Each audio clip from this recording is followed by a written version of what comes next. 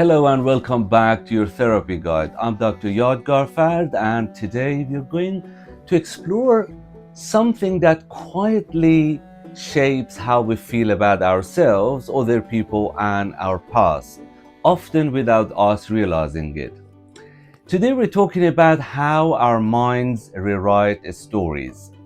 If you ever looked back on an experience and felt completely certain about what happened, only to realize that someone else remembers it very differently, you'll recognize what we're talking about today.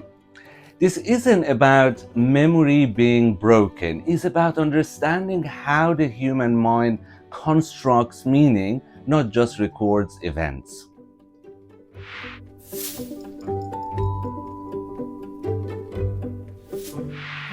Memory is not a video recording. Many people imagine memory like a recording. Something happens, it gets stored, we play it back later.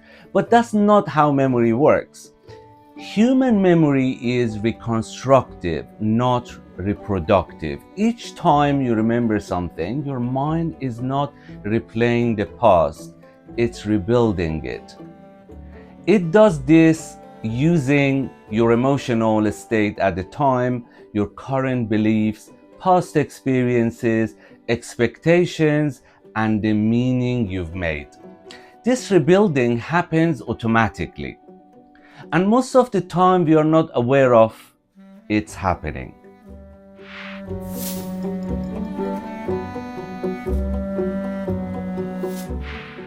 This matters because many emotional difficulties are connected not just to what happened, but to the story the mind tells about what happened. Two people can experience the same event and come away with very different stories. One story might be, that was painful, but it doesn't define me. Another might be, that proves something is wrong with me. The event is the same, the meaning is different.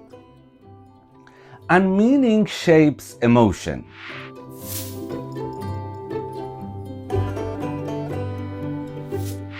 Our minds are meaning-making systems. From early on, we try to answer questions like, what does this say about me? Am I safe? Can I trust people? What should I expect from the world? Experiences doesn't sit in memory as neutral facts. Those stories help us predict what might happen next and protect ourselves from harm. But over time, they can also become rigid.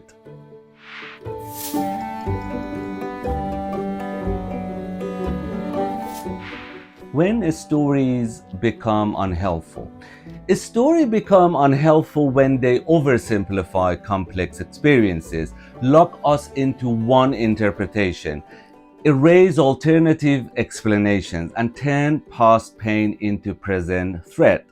For example, I was rejected, so I'm unlovable. I failed once, so I always fail. That person hurt me, so no one is safe. These stories feel true because they're emotionally charged, but emotional truth is not always the whole picture.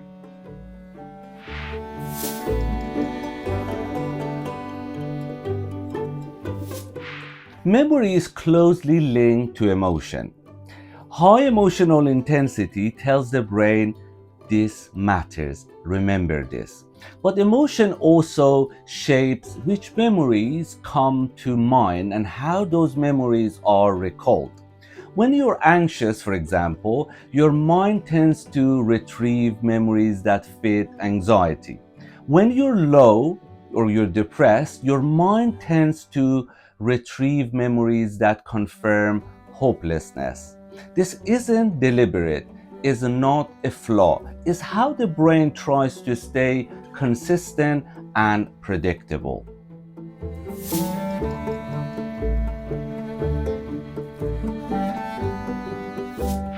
This often shows up in relationships.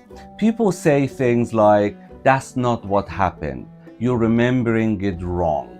But often both people are being honest. They're remembering through different emotional states, different needs at the time, different interpretations.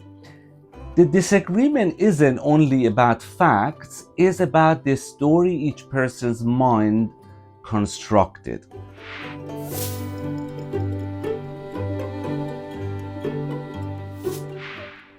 Therapy usually doesn't try to decide which memory is correct. Instead, it explores how an experience was understood at the time, what meaning was made from it, and whether that meaning still fits your life now. The aim isn't to erase memory, it's to loosen the grip of a single fixed interpretation that may no longer be serving you.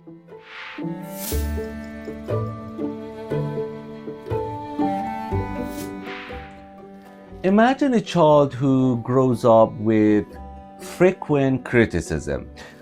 Over time, their story might become, "I'm not good enough." That conclusion makes sense in context. It helps the child stay alert and avoid further harm. But years later, the same story may still be running, even when it no longer protects. Therapy helps gently ask, what happened? What did you conclude at the time? What else might also be true now? That's not denial, that's expansion.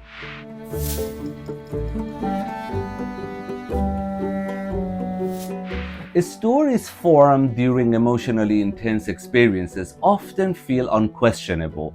They link to fear, shame, grief, loss. Questioning them can feel unsafe. The nervous system may react as if this story changes, I might not be safe. That's why working with emotionally charged memories and the personal story attached to them needs to be slow, respectful, and compassionate.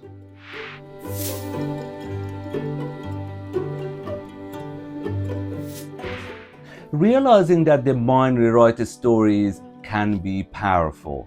It helps you step back slightly, notice interpretation rather than fact, reduce self-blame. But awareness alone does not change deeply held stories.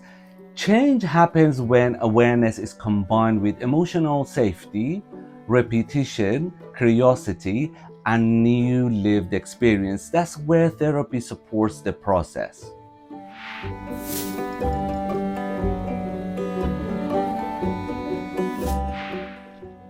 Why this is not positive thinking? This isn't about choosing a nicer story. It's not about pretending painful experiences were fine. It's about allowing complexity, nuance, and more than one truth.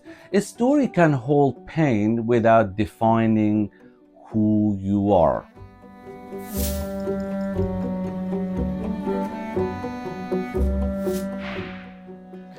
As personal stories soften, emotional reaction often become less intense. Self-criticism reduces. Relationships feel less threatening.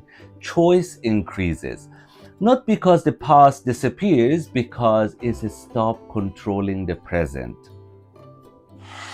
Before we finish, I want to leave you with this. Your mind doesn't rewrite stories to harm you.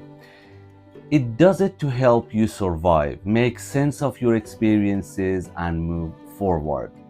Therapy isn't about deleting those stories. It's about giving them context, flexibility, and a space to evolve as you do. Thank you for joining me today on your therapy guide. If you found this episode helpful, please subscribe and share it with someone who might benefit.